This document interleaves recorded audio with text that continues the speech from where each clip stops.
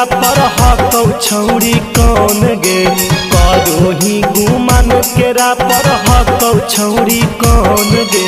हमर लभरवा हो रे छौड़ा नवादा जिला के डॉन रे। हमर लभरवा हो रे छौड़ा रजौली के डॉन रे। मोबाइल में फोटो देखा दे हकौ कैसन गे मोबाइल में फोटो देखा दे हकौ कैसन गे। हमर लभरवा हो रे छौड़ा गया जिला के डॉन रे। हमर लभरवा हो रे छौड़ा नालंदा जिला के डॉन रे।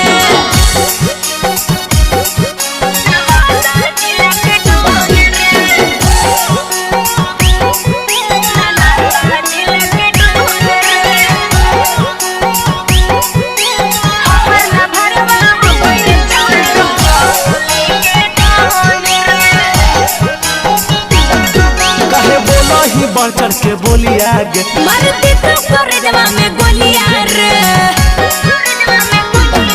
छोड़ दे दे तू अपन नंबरवा गे जाते बुलमी तो हो तो मडरवा रे।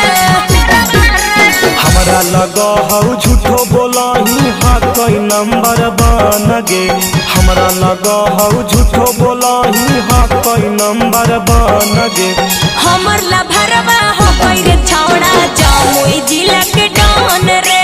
हमर लभरवा हो रे छौड़ा शेखपुरा के डॉन रे।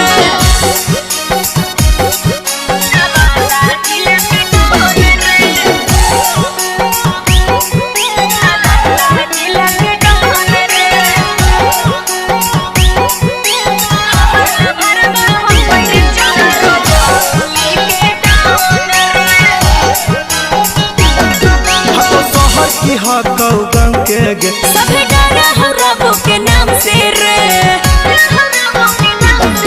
हको शहर की हकौ गाँव के गे सभी डरा हो मनीष के नाम से रे। राइटर सुदामा कुंदन हौ की हकौ अनुपम गे। राइटर सुदामा कुंदन हौ की हकौ अनुपम गे। हमर लभरवा हो रे छौड़ा पटना जिला के डॉन रे। हमर लभरवा हो रे छौड़ा जहानाबाद के डॉन रे। बुझली। DNS music recording studio Rajauli.